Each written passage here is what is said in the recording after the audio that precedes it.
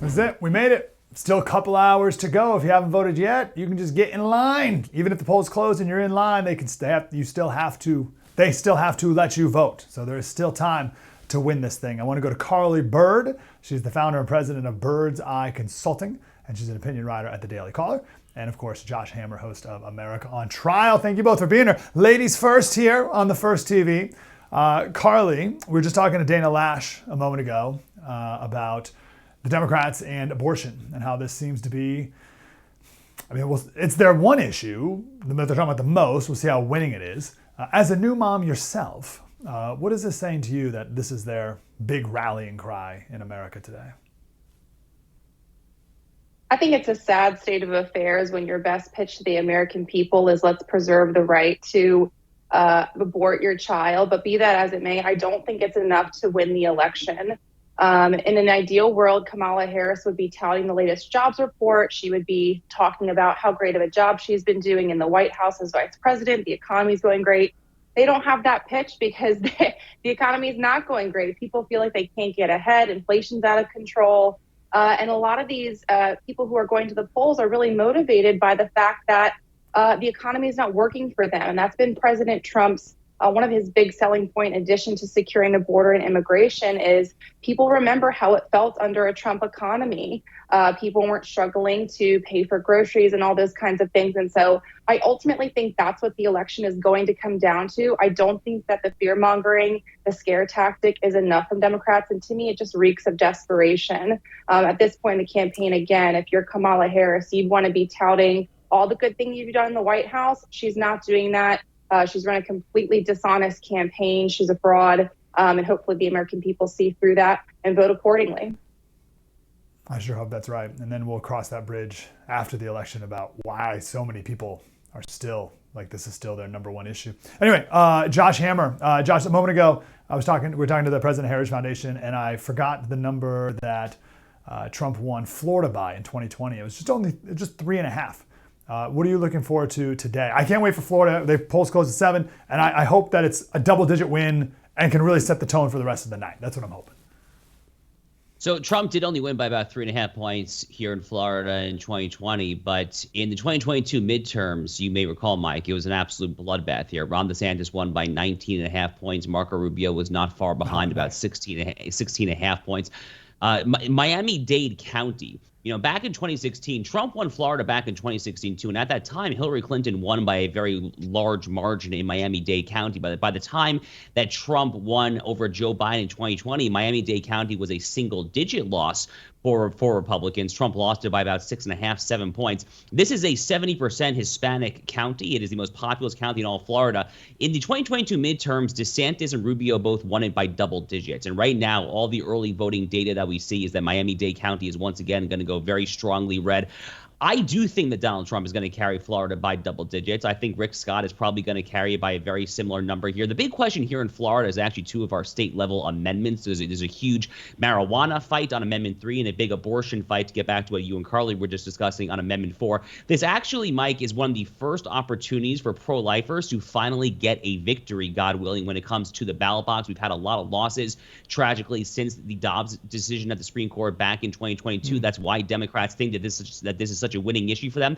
The polling right now is not where they want it to be when it comes to the pro-abortion side. So that, as a Floridian, is what I'm really hoping for tonight, to get a tremendous victory to preserve our state's 6-week abortion ban here in the great state of Florida. But more generally speaking, it's crazy. Look, I was in 6th grade during the Bush versus Gore election. I was, what was I? I was like 10, 12 years old, something like that. I remember like it was yesterday, though. I remember like all the butterfly ballots and the Bush versus Gore. It was kind of like my intro to civics, like in elementary school. I mean, Florida, once upon a time, along with Ohio, was one of the nation's 2 largest swing states. But it has moved so far to the right so quickly. Whatever we're doing here in Florida, I just want to export it to the rest of the country. And then the rest of the country, God willing, Mike, will be in probably much better shape than it's in right now. That's definitely right. Carly, as we reflect on the last week that was of the campaign, what do you think was a strong point of Trump's? I played a clip on my radio show of one of the guys at the Atlantic saying he wasn't the walls are closing in, but like the ground is falling out from under him or something like that. And he's barely crawling across the finish line. How do you characterize this last week? I think that the energy of the rallies speaks for itself. I mean, the momentum is definitely behind Donald Trump heading into the end. I think that you saw Kamala Harris's team kind of last minute try and put clips out of context and hope the mainstream media would do the heavy lifting for one last dig at the former president. People weren't falling for it. They were going and showing their big time support for him. And, you know, it's so frustrating because when you watch and see Kamala Harris give her rallies, she's clearly talking through a teleprompter. Again, she's not genuine. She's insincere. I don't think she's still been clear on her position on fracking. I think that's going to be a big vulnerable spot for her in Pennsylvania, which I do think will go to Donald Trump ultimately. But I think you saw a lot of momentum this week. And again, it comes down to the economy. I think that's really what it's going to come down to. And people who have been kind of passive, even up until, you know, maybe yesterday or today. Donald Trump has been hammering his message on the economy and the border. I think both of those two issues are intertwined. He's smart to do so. He leads on those two issues. And look, even if you're not sure about his personality or whatever, people are having trouble buying their first homes. Her plan is just more government spending, printing trillions and trillions of dollars. People know how that goes. And so people who are the undecided, I think that they're going to break for Donald Trump.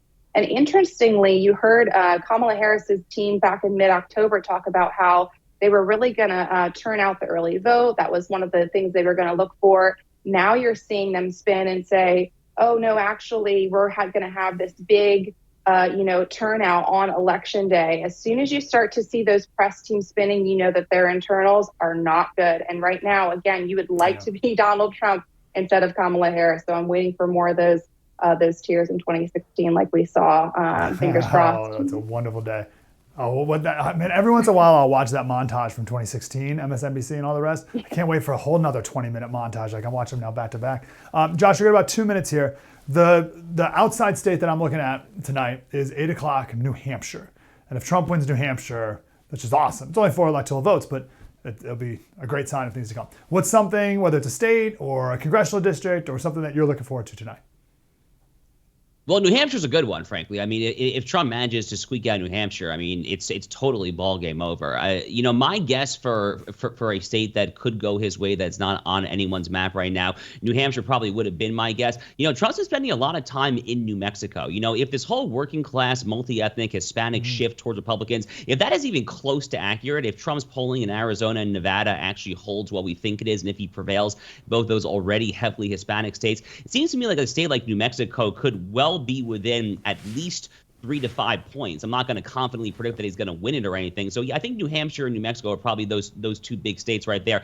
I've been very closely tracking some of the data that we've seen thus far today out of Maricopa County, Arizona. That's where Phoenix, Arizona is. That was kind of the epicenter of a lot of the 2020 fraud and the recount and all that stuff. The numbers right now out of Maricopa County, Arizona are looking really, really good for Republicans. So, right now, I try not to get too far ahead of my skis, but all the data that we see coming in, Mike, right now is looking pretty good. Again, let's see where we are 2 to 3 hours from now. But as of right now, I agree with Carl. You way rather be in Donald Trump's shoes right now than in Kamala Harris's shoes. Yeah, let me throw you a data point about New Mexico. The other day on the radio, we talked to Nella Domenici. She's running for Senate there. Never heard of her. I mispronounced her name the first 10 times I said it. Apparently, her dad was the senator of New Mexico for like 30 plus years. So if there's any state that has a bigger name recognition than Donald Trump, it's Domenici. And that's a huge deal to have another Domenici on the ballot for the people of New Mexico. And that may help Trump even in the race, which is pretty wild. So I like that call. It's a good point. Carly Bird, founder, president, Bird's Eye Consulting, Daily Caller. You can read her over there. And Josh Hammer, America on Trial. Thank you both for being here. Thank you, Mike. Thank you. Appreciate it, guys. We'll talk again throughout the night. Again, I plan on being here till 2 a.m. Maybe even later in the night. We'll see. But hopefully things are called even before then. I think they will be. Coming up next, we'll focus on, we got 2 guests. One's an expert on Pennsylvania, knocking on doors. The other is a legal expert in Michigan. We'll talk with them next right here on The First TV.